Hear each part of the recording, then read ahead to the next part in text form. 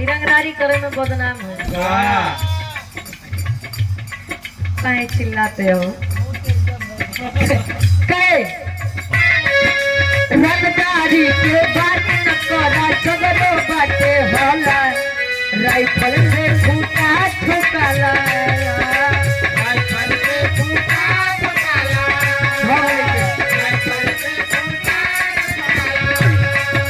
एक जगह ये बड़ी समझ में कहे दूसरा के कहला पे, दूसरा के कहला पे,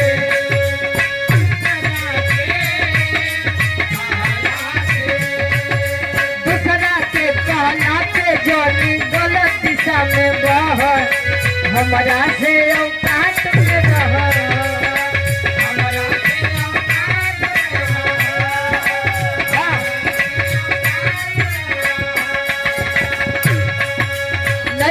हो तो बराबरी का बर्दाश्त कराया सह, हमारा से औकात में रह, हमारा से औकात में रह,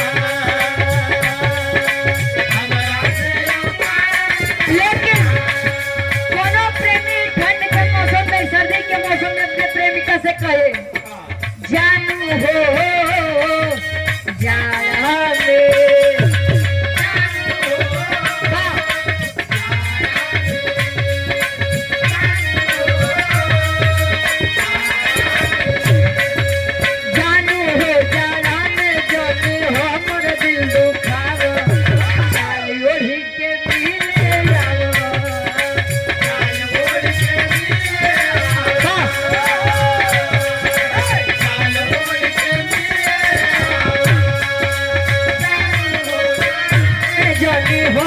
दिल